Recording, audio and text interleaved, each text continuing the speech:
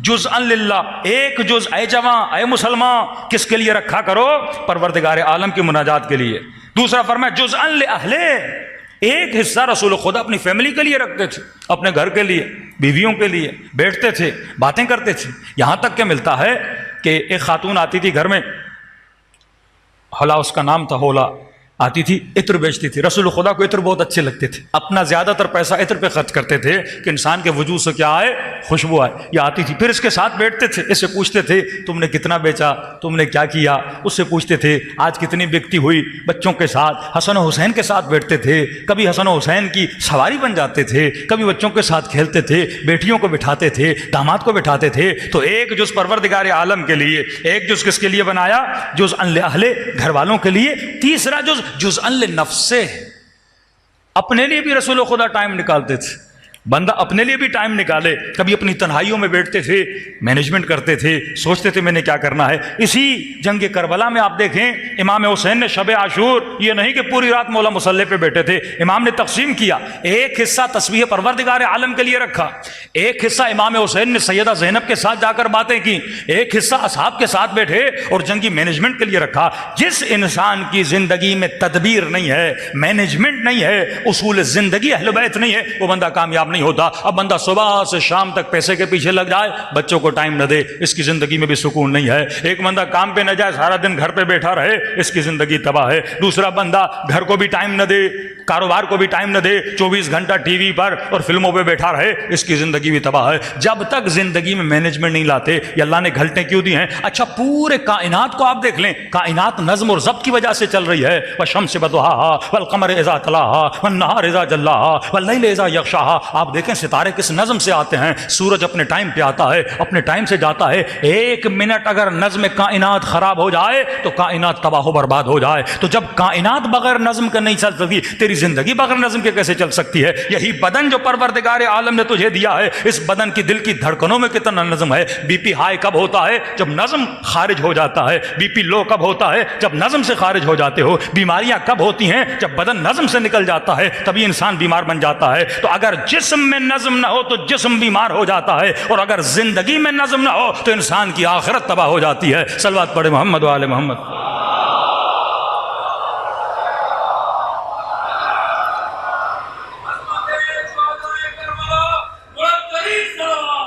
اللہ صلی اللہ محمد۔ جب تک تدبیر زندگی میں نہیں ہے، تب تک انسان کی زندگی کامیاب نہیں ہے۔ حاسبو قبل ان تحاسبو، حساب و کتاب کر اس سے پہلے کہ تیرا حساب و کتاب کیا جائے۔ کئی جوان کہتے مولانا خواہش ہے حجت خدا کی زیارت ہو، امام زمانہ سے ملاقات ہو۔ میں نے کہا ایسے نہیں ہوتی جب تک نظم نہ ہو۔ ہاں من اخلص اللہ 40 یوما، جو 40 دن خدا کے لیے خلوص سے زندگی گزارے، اللہ کہتا میں اس کے دل پہ ینابیع الحکمہ، حکمت کے چشمے جاری کر دیتا ہوں۔ ہاں روٹین ہونی چاہیے نا، نماز میں نظم ضبط نہیں ہے۔ صبح کی نماز کا یہ ٹائم، ظہر کی نماز کا یہ ٹائم، عشاء کی نماز کا یہ نظم ہے نا۔ تمہیں نظم میں لانے کے لیے اللہ نے ٹائمز رکھے نا، روزے اس ٹائم، افطار اس ٹائم۔ اللہ کیا دکھا رہا ہے تجھے؟ نظم اور ضبط سکھا رہا ہے۔ ہاں حاسبو، حساب کرو۔ ایسا نہیں زندگی میں گناہ بھرے ہوئے ہوں، حساب نہ کرو اور مرنے کے بعد پتہ چلے ارے میں نے تو زندگی تباہ کر دی۔ حضرت عیسیٰ فرماتے ہیں جناب مریم جب دنیا سے چلی گئیں، ظاہر بیٹے ہیں، بڑا دکھ ہوا۔ یہ وہ نبی ہیں جو اپنی اشاروں سے مردوں کو زندہ کرتے تھے۔ ماں ہے، ایک مرتبہ عیسیٰ نے قدرت ایمانی سے ماں کی روح کو بلایا، کہا ماں اگر کہو تو میں خدا سے بولوں کہ تمہیں پھر سے زندہ کر دے۔ ماں نے کہا نہیں میرے لال، میری جگہ بہت اچھی۔ کہا ماں دنیا میں آنا چاہتی ہو؟ اچھا اگر آؤ تو دنیا میں کون سا کام کرنا چاہتی ہو؟ تو حضرت بی بی مریم کہتی ہیں اگر دنیا میں واپس آئی تو میرا دل ہے کہ میں چند لمحے اللہ کے لیے پھر سے نماز پڑھوں۔ آپ جو یہاں بیٹھے ہیں آپ کو پتہ نہیں کہ آپ کے وقت کی کتنی قیمت ہے۔ وہ جو مر جاتا ہے نا، اس سے پوچھو گے نا، کہتے ہیں مرنے والے زندہ لوگوں کو دیکھ کے حسرت کھاتے ہیں کہ ان کو پتہ ہی نہیں کہ اپنا وقت کہاں کہاں پہ ضائع کر رہے ہیں۔ ایران کے بہت بڑے عالم دین دنیا سے چلے گئے، کسی نے ان کو پوچھا قبلہ اگر آپ کو دوبارہ زندہ کیا جائے آپ کیا کریں گے؟ کہ اگر دوبارہ زندہ کیا جائے نا میں پھر سے ایک زیارت امام رضا کرنے جاؤں گا۔ کہ کیوں؟ کم میں پتہ نہیں 150 مرتبہ یا پتہ نہیں ایک عدد بتائے اتنی مرتبہ امام رضا کی زیارت کی، ہر زیارت کے بدلے میں 3 مرتبہ عالم برزخ میں امام رضا مجھ سے ملنے آئے ہیں، ہر زیارت کے بدلے۔ اللہم صلی علی محمد علی محمد۔ قدر کرو اپنی زندگی کی، وقت کی قدر کرو۔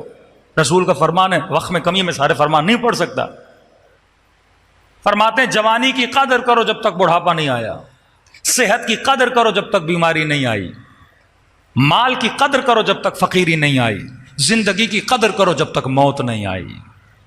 قدر کرو ان چیزوں کی جو خدا نے تجھے دیے، بہترین استفادہ کرو۔ حاسبو، حساب کرو۔ 18 سال علی ابن مہزیار حج پہ جاتا رہا تاکہ کس کی زیارت ہو؟ حضرت مہدی کی زیارت ہو۔ اس نے کسی علماء سے پوچھا حجت خدا کہاں ملیں گے مجھے؟ سب نے کہا ایک جگہ ہے جہاں پہ امام ضرور آتے ہیں۔ کہ کون سی جگہ؟ کہ حج امام پر ہے، عرفات اور حج یہاں پہ مولا آتے ہی آتے ہیں، جس نے زیارت کرنی ہے حج پہ جا کے امام سے طلب کرے، زیارت ہو جائے گی۔ کہتے ہیں 18 سال گیا علی ابن مہزیار، نہیں ملے۔ آخری سال جب حج پہ گیا اب ہمت جواب دے گئی، بندہ کتنا صبر کرا، 18 سال بہت وقت ہوتا ہے۔ کہتے ہیں غلاف خانے خدا کو پکڑا، اللہ سے شکایت کی، پروردگارا 18 سال سے آ رہا ہوں، تم نے اپنے ولی کو مجھ سے کیوں چھپایا ہوا ہے؟ کہتا یہ کہنا تھا، پیچھے کاندھے پہ کسی نے ہاتھ رکھا، علی ابن مہزیار اس نے نہیں چھپایا، تیرے عمل نے چھپایا ہوا ہے۔ لمبا قصہ ہے راستے میں کیا ہوا۔ بہرحال جب پہنچا ایک صحرا میں، کہتا ایک خیمہ تھا، سبز رنگ کا نور اس خیمے سے نکل رہا تھا۔ اس نے کہا ٹھہر جاؤ، اگر اجازت ملی تو اندر آنا۔ کہتے 18 سال کا انتظار ایک طرف، یہ 10 منٹ کا لمحہ وہاں پہ کھڑا ہونا ایک طرف، کہیں ایسا نہ ہو کہ یہاں سے مولا مجھے کیا کر دیں، واپس کر دیں۔ کہتا وہ شخص واپس آیا، چہرے پہ مسکراہٹ، مبارک ہو علی ابن مہزیار، حجت خدا نے ملنے کی اجازت دی ہے۔ کہتا خیمے میں گیا، زمین پہ کوئی قالیچہ نہیں تھا، ریت تھی، ریت کے اوپر تکیے تھے، بیچ میں ایک باریک سا پردہ تھا، پردے کے پیچھے امام تھے۔ سلام ادب کیا، بیٹھا، زانو ادب لگا کی۔ بیٹھتے ہی میرے مولا نے مجھے کہا علی ابن مہزیار 18 سال سے آ رہا ہوں، تو مجھ سے ملنے کیوں نہیں آتا تھا؟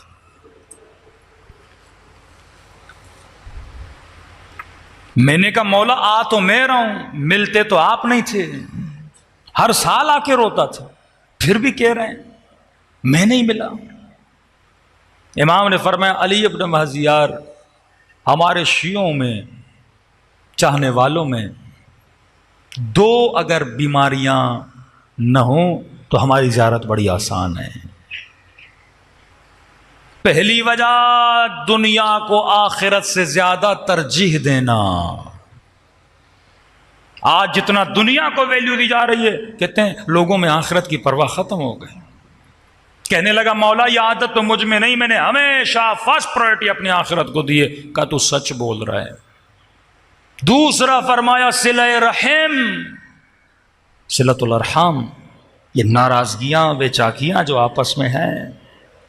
علی ابن مہزیار 18 سال تو اپنی سگی بہن سے ناراض تھا، جب تو نے بہن سے صلہ رحم نے کیا، مجھ سے توقع نہ رکھنا میں اپنی ملاقات تجھے کراؤں۔ کہ اس سال دل میں رحم آیا، ہم نے تیرے دل میں ڈالا کہ بہن سے جا کے مل، جب تو بہن کی عیادت کر کے آیا ہے اب ہم نے بھی اپنی زیارت تجھے کرائی ہے۔ یہ ہے اصول زندگی اہل بیت۔ کربلا پہنچتے ہیں، فرماتے ہیں کس کی زمین ہے؟ 60,000 درہم دے کے اس زمین کو خریدتے ہیں، حسین جس زمین میں حسین کو دفن ہونا ہے۔ شب عاشورہ صاحب امام حسین جان قربان کرنے کے لیے آتے ہیں، فرماتے ہیں علیکم بدین، کسی کے مقروض تو نہیں ہو، حسین کے سامنے بیٹھے ہو۔ کسی نے کہا مولا میں مقروض ہوں، فرما پہلے جا قرض ادا کر پھر حسین کی مدد کر۔ کہا مولا دیر ہو جائے گی، کہا دیر ہوتی ہے تو ہو جائے، کسی کو وکیل بنا کے آ کے تو مر جائے تیرے بعد پیسے دے۔ مسلمان کسی کی زمین پہ قبضہ کر کے نمازیں نہیں پڑھتے، مسلمان کسی کا مال کھا کر اللہ کی راہ میں خرچ نہیں کرتے۔ یہ حسین ہیں جنہوں نے کربلا جانے کے بعد بھی وہ زمین بھی خریدی جس زمین پہ حسین کو دفن ہونا تھا۔ آج بھی امام حسین کا ایک زندہ معجزہ ہے، آپ کے جو مسلمان بھائی ہیں ان کو دکھایا کریں تاکہ الفت حسین بڑھے۔ 7 محرم کو ہم کسی مومن کے ہر سال میں جاتا ہوں، ان کے گھر پہ دعوت ہوتی ہے، ان کے پاس اتنی سی مٹی ہے